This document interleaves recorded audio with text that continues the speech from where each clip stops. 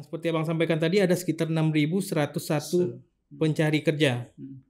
Dan berbeda dari tahun-tahun sebelumnya, Bang. Kalau tahun-tahun lalu tuh yang pencari dari luar, yang ber-KTP luar Batam yang banyak, Bang. Itu yang ngurus di Disnaker ya? Di Disnaker. Nah, sementara kalau melihat data sekarang ini, malahan mereka yang ber-KTP Batam yang banyak ngurus, di kecamatan. Iya. Salah satu kawasan industri di Sekupang itu ditemukan beberapa orang tenaga asing yang bahkan tidak bisa berbahasa Indonesia atau bahasa Inggris. Izinnya apa tuh? Pelancong? Pelancong, Bang, izinnya. Kalau di Malaysia namanya pendatang haram tuh. Iya.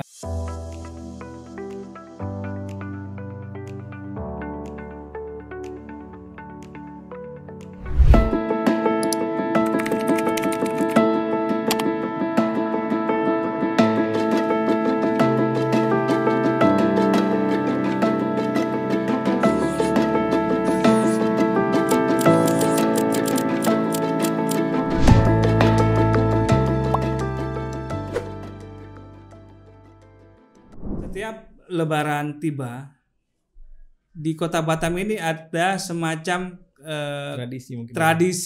Tradisi. Ketika orang balik mudik terus kembali ke Batam, harus baliknya itu dia tidak datang sendiri tapi membawa keluarganya. Jadi pendatang di Batam Pos akan berjubel gitu. Bukan tanpa tujuan tapi untuk mencari kerja di Kota Batam. Nah, Kota Batam sebagai kota industri tentu menjadi seperti gula di antara semut-semut gitu ya yang dikerubungi. Menarik orang-orang untuk bekerja di Batam karena UMK Batam juga lumayan ya dibanding daerah lain di Sumatera. Tertinggi mungkin, Bang. Tertinggi ya, sekitar 5 jutaan lah ya. Hampir 5 jutaan. Nah, sekarang sudah bersama saya reporter Batam Pos, Saudara Rengga Yuliandra. Siap. Apa kabar Rengga? Alhamdulillah baik, Bang. Jumpa lagi ya, Bang. Iya, minggu kemarin kita juga di Hot News ya. Kebetulan Rengga ditugaskan di wilayah Sekupang, di mana terdapat kantor Dinas Tenaga Kerja. Jadi sehari-hari mungkin meskipun nggak setiap hari, hampir setiap saat di setiap pekan selalu ada berita tentang pencakar di Batam itu. Nah, kita sekarang menuju ke Rengga. Nah, Rengga, sekarang kondisi terkini di Disnaker atau di Kota Batam menurut data Disnaker seperti apa? Ya, seperti yang Bang Yusuf sampaikan tadi ya, memang benar, Bang. Ada terjadi peningkatan pencari kerja ya, Bang ya. Ya. Itu kan bisa kita lihat dari yang mengurus surat AK1 atau kartu kuning. Sementara di Batam ini kita kan ada yang surat kartu kuning yang diurus di kecamatan, itu yang bagi yang ber-KTP Batam, Bang. Sementara yang dari luar kota atau yang belum memiliki KTP Batam, KTP luar daerah, itu mengurus di kantor Dinas Tenaga Kerja Kota Batam. Yang seperti Abang sampaikan tadi ada sekitar 6.101 pencari kerja. Dan berbeda dari tahun-tahun sebelumnya, Bang. Kalau tahun-tahun lalu tuh yang pencari dari luar, yang ber-KTP luar Batam yang banyak, Bang. Itu yang ngurus di Disnaker ya? Di Disnaker. Nah, sementara kalau melihat data sekarang ini, malahan mereka yang ber-KTP Batam yang banyak ngurus, di kecamatan. Iya. Terus kita udah berbincang juga dengan Kepala Dinas Tenaga Kerja Kota Batam melalui Kabid Pak Wira. Fenomena ini mungkin beberapa mungkin sebagian besar mereka telah mengurus surat pindah dulu, Bang. Ya. Surat pindah dulu ke Batam. Otomatis kan mereka ber-KTP Batam, Bang. Dia udah mempersiapkan diri. Iya. Terus ada kemungkinan kedua, mereka sudah bikin surat AK1 dari daerahnya, Bang. Oh gitu ya, bisa ya? Bisa, Bang. Kan di perusahaan di Batam berlaku itu, Bang. Nggak harus AK1 dari Dinas Kota Batam. Tenaga Kerja Kota Batam. Terus yang kalau kita melihat data yang ber-KTP luar Batam ini, Bang, bisa dilihat baru sekitar 51 per Jumat 11 April yang lalu, Bang. Baru sekitar 51. Itu setelah Lebaran, Bang. Iya.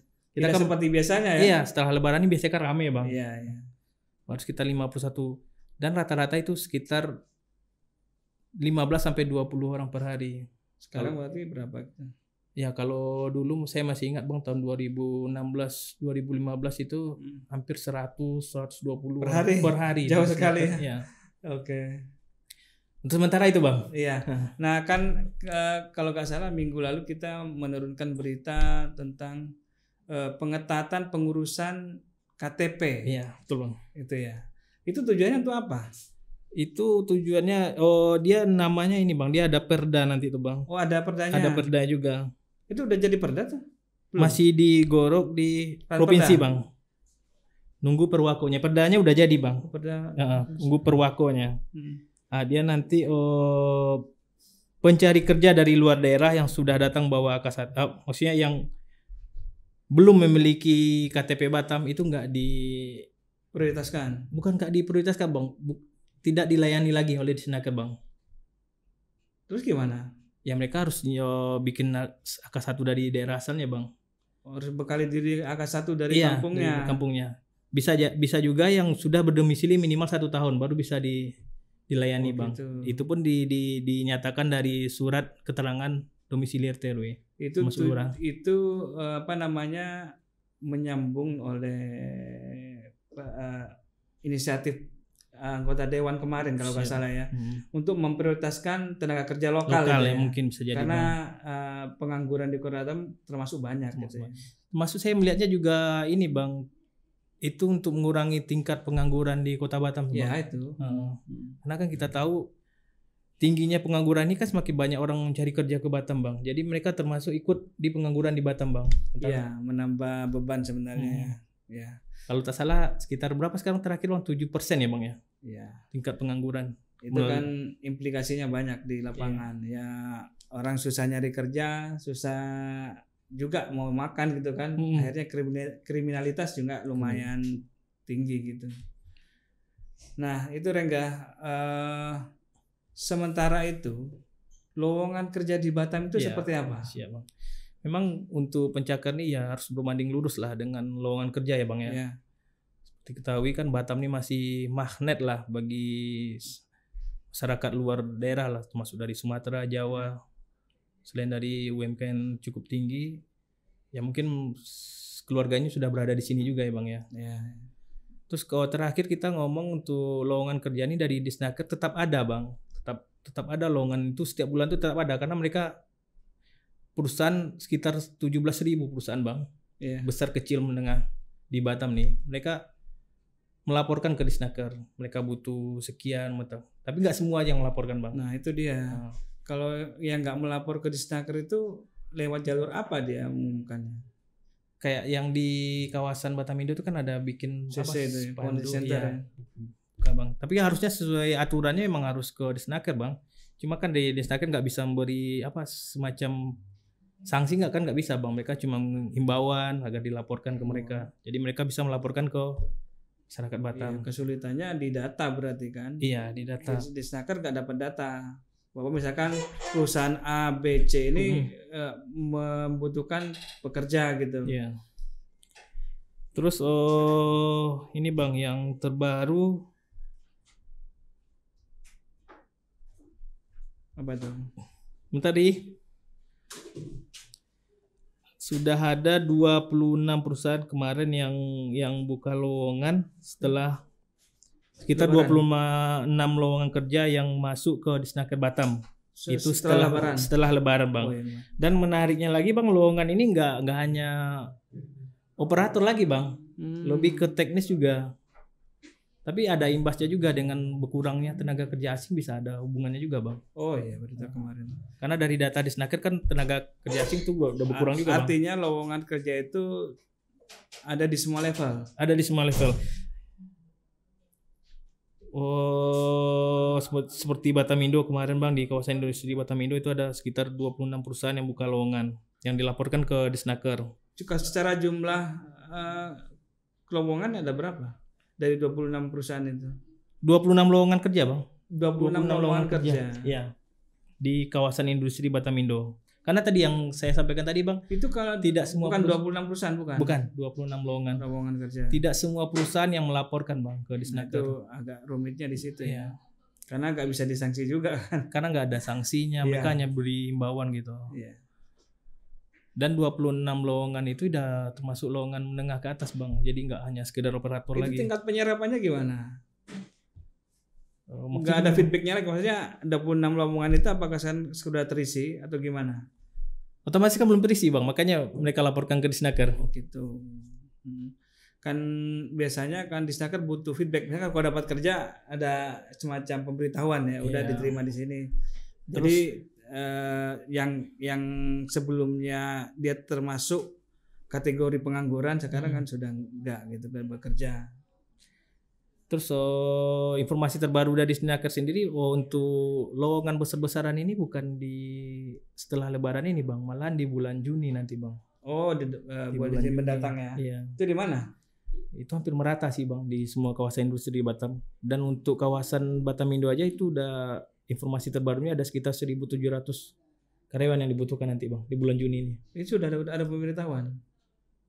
Belum sampai sekarang belum Bang. Oh, sudah tahu ada jumlah lowongan kan dari HRD perusahaan itu melapor ke Snaker Bang. Artinya ada yang sudah masa pensiun mungkin ya, ada perusahaan kontrak gitu ya. Tapi itu bukan yang apa Bang, bukan itu yang baru loh Bang. Maksudnya perusahaan baru? Bukan karyawan yang habis kontrak terus diisi lagi, itu kan sama aja Bang. Iya. Tapi lowongan baru Bang. Lowongan baru. Yang operator malah nggak sebanyak yang untuk teknis ini Bang dibutuhkan. Apa itu?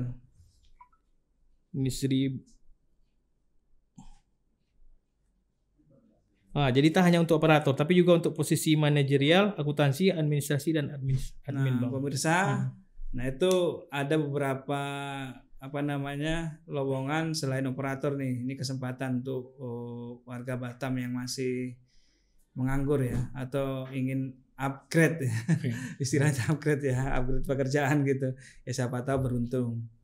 Nah Rengga, kalau tadi kita bicara masalah angka-angka pengangguran, pencari kerja dan jumlah lowongan kerja, nah sekarang upaya dari Disnaker sendiri untuk mengentas pengangguran yang di Kota Batam apa saja selain kemarin kan ada program pelatihan tuh ya, apa yang sekarang digencarkan? Untuk program pemerintah dalam hal ini Dinas Tenaga Kerja ya ada namanya BIMTEK juga Bang. BIMTEK ya, memberikan BIMTEK. Ini bagi yang belum bekerja atau yang sudah bekerja? Kalau BIMTEK yang sudah bekerja Bang. Jadi untuk mengupgrade lah Bang ya kemampuan mereka. Misalkan apa? Ada kemarin boleh dilihat dulu. Misalkan bekerja di bidang bartender, oil and gas Bang. Dia di sertifikasi gitu ya? Iya Bang, dia seperti sertifikasi Bang. Syarat itu harus KTP Batam sih, harus warga Batam. Kalau bartender ya di upgrade lagi keilmuannya gitu ya, ilmu bartendernya, operator, teknik informatika gitu ya. Masa editor juga kalau nggak salah ya. Iya Bang. Ini Bang, BIMTEK. Untuk tahun ini seperti yang kita tahu Bang, ada sekitar, kan selain pelatihan kita ada BIMTEK juga Bang. Bedanya pelatihan ini yang bagi pencari kerja. Sementara BIMTEK kan yang udah punya kerja yang ingin meningkatkan skill kemampuannya. Ini untuk tahun ini ada 48 jenis BIMTEK Bang yang dibuka di Dinas Tenaga Kerja. Ya, dengan total hampir 900 kuota. Yang BIMTEK. Itu gimana responnya? Itu hampir penuh Bang. Malahan banyak yang daftar nggak dapat karena kuota terbatas Bang. Oh berarti. Jadi dia ada seleksi juga Bang. Misalkan kemarin ada pendaftarnya berapa? Lebih dari 900 berarti? Lebih. Kayak pelatihan juga Bang. Pelatihan dia ada sekitar 1000-an kuota, dia hampir 5.000 yang daftar. Instrukturnya dari mana? BLK Bang. BLK Kepri Batam atau Batam. BLK Batam.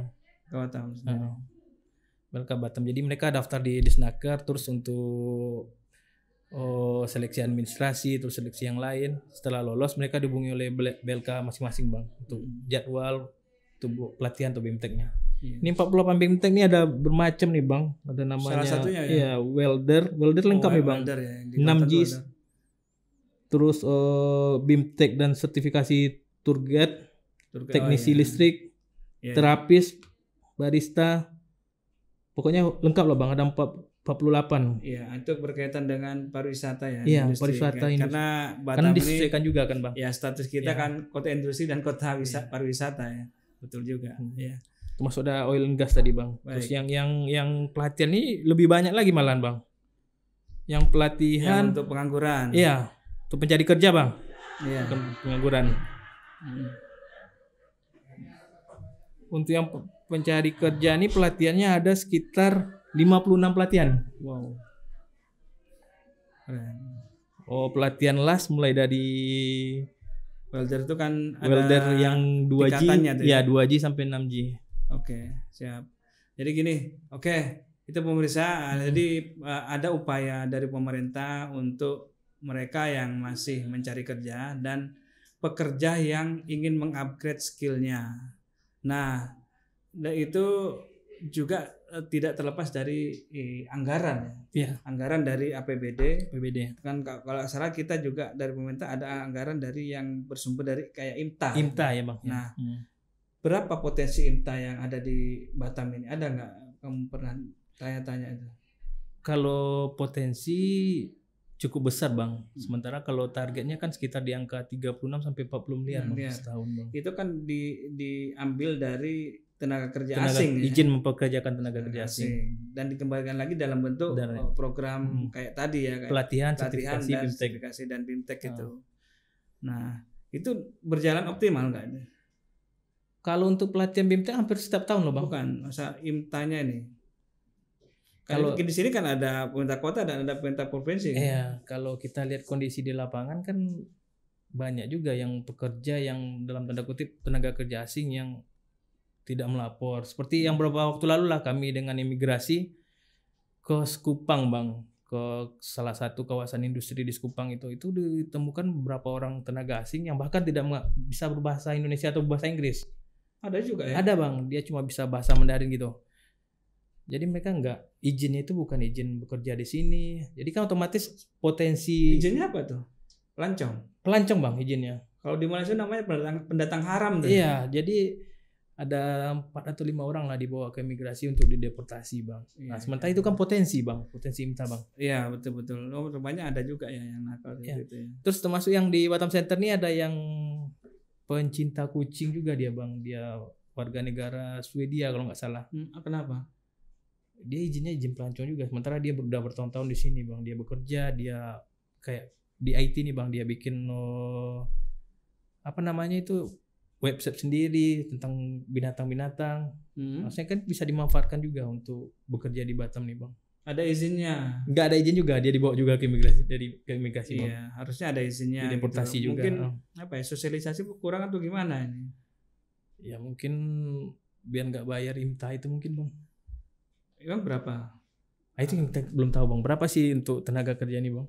Kan tenaga kerja asing kan juga ada level-levelnya. Kan? Level-levelnya ya. Manager, supervisor, tenaga ahlinya gitu kan. Ada tingkatannya Bang ya. Tapi yang menarik itu Bang, yang data terbaru tuh tenaga kerja asing di Batam nih berkurang Bang kalau dibanding periode yang sama Bang. Baik yang mengurus baru atau memperpanjang Bang. Itu faktornya apa? Terpengaruh oleh pergolakan ekonomi dunia atau bisa gimana? Jadi itu Bang. Karena mereka pulang kampung gitu. Pulang kampung, mereka nggak produksi kan Bang. Perusahaan yang nggak produksi, PHK. Iya, nggak dipakai dulu sampai produksi kan. Otomatis kalau perusahaan produksi dengan biaya pajak yang bisa naik itu kan mikir juga perusahaan Bang. Ya. Atau kontrak kerjanya udah selesai Bang. Data terbarunya kemarin tuh baru sekitar 25 Bang. Itu yang memperpanjang sama yang buat baru IMTA apa. Oke. Berarti ada data dong, apa namanya, pekerja asing di Disnaker. Ada berapa? Untuk tenaga kerja asing di Batam ini berdasarkan data Dinas Tenaga Kerja Provinsi Kota Batam itu ada sekitar 759 TKA Bang. 700, belum sampai 1000 ya. Iya. Dan yang paling banyak itu yang warga Cina. Sektor apa itu? Itu sekitar 30%. Sektornya itu yang paling banyak itu bukan, kita masuk Cina dulu Bang. Iya, maksudnya di bidang apa? Di bidang manufaktur Bang, paling banyak Bang. Itu salah satu pabrik gitu ya. Salah satu pengaruh itu karena di Batam ini kan banyak perusahaan Cina juga Bang. Jadi alat-alat Cina itu kan mereka nggak pakai bahasa Inggris loh Bang. Mereka bahasa Cina. Iya. Langsung bahasa Cina. Mekanik lah ya. Iya, sementara sehingga itu operatornya pun dari Cina. Iya. Nah kan nggak semua orang juga bisa bahasa Mandarin gitu kan Bang. Manufaktur tuh sekarang kayak tenaga surya. Iya, solar cell dan turunannya juga plastik ya, plastik. Iya. Plastik. Nah, dari semua tenaga kerja kan harapannya pemerintah itu dari dulu sampai sekarang itu kan transfer ilmu mereka kan ke tenaga kerja lokal gitu. Apakah itu sudah berjalan dengan optimal? Kalau transfer ilmu, kalau untuk tenaga mesin itu sendiri, perusahaan Cina nih kadang-kadang mereka berhati-hati juga bang, karena mereka mungkin ditakut ditiru atau gimana kan bang. Ya? Iya, jadi mereka memang orang mereka bang, yang mereka percaya. Tapi kalau untuk di level yang lain seperti di atas itu mungkin ada ya bang, transfer ilmu dari TKA ke TKI, tenaga kerja Indonesia. Iya. Nah apa namanya, bahkan di lapangan juga kan sering juga saya komunikasi dengan dulu mantan pekerja di perusahaan apa gitu. Ternyata tenaga kerja kita itu nggak kalah dengan mereka secara skill ya, skill lebih hebat gitu. Masalahnya tenaga kerja kita itu di bahasa kadang-kadang. Di bahasa bang. Terus mungkin ada hubungannya juga dengan perusahaan asing ini kan, mereka membawa orang-orang kepercayaannya juga bang, untuk tingkatan yang ke atas itu bang. Mungkin belum percaya dengan orang Indonesia atau gimana bang. Nah itu kan jadi PR juga. Nah, apa sih kelemahannya? Kalau kita bisa menduduki posisi yang strategis di perusahaan-perusahaan besar, kenapa tidak gitu kan? Betul, bang. Jangan hanya jadi buruh kasar istilahnya kan. Jadi operator aja bang. Iya, jangan jadi buruh kasar. Ya paling tidak ada sih. Ini bang, jabatan-jabatan yang prestisius. Siap bang. Yang menempati jabatan di itu paling banyak tuh mekanik engineer bang. Terus ada produksi engineer, produksi manager, electric engineer, dan technical manager. Ya itu teknik semua. Teknik semua ya. Ya teknik. Itu kan ya harus ada transformasi kan. Iya. Skill mereka ke tenaga kerja lokal. Makanya harus ada pendampingan di situ. Kayak tadi ada BIMTEK sama sertifikasi itu juga mungkin ya bang ya. Iya masa sih setahun 2 tahun orang kita gak bisa mempelajari teknis itu gitu kan. Itu kan ilmu. Karena hari-hari belajar di situ kan bang. Ya bisa dilihat gitu. Bisa dilihat. Ini ada beberapa perusahaan asing, perusahaan yang menggunakan tenaga kerja asing bang. Ini ada McDermott Indonesia, Wasco Engineer, Amtek yang besar-besar ya. Ya. Ini Pagawihan Teknologi Indonesia.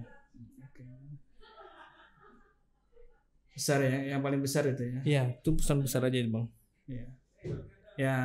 Ya apapun itu harapannya kita itu kan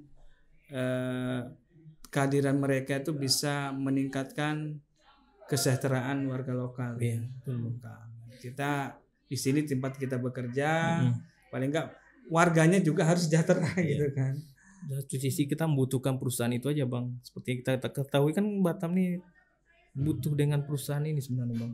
Makanya masyarakat dari luar daerah, dari Sumatera, dari Jawa datang ke Batam. Kalau perusahaan itu berkurang atau gimana kan dampaknya terhadap ekonomi juga bang.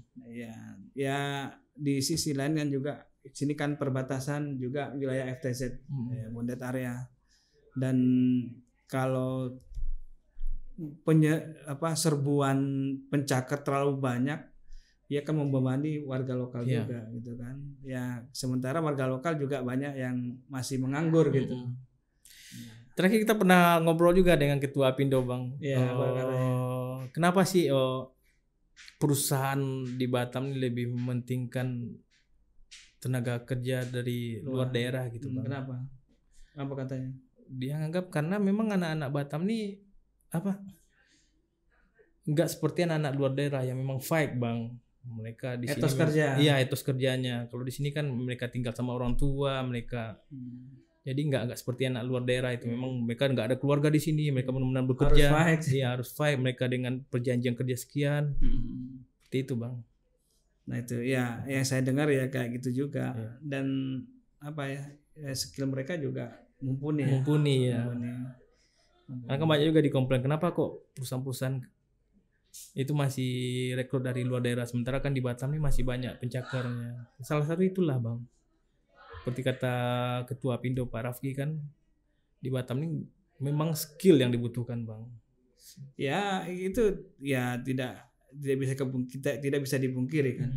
Kalau misalkan Rengga punya perusahaan, nggak mau kan mempekerjakan orang yang nggak punya skill. Pasti bang. Itu kan pasti membebani teman kerjanya.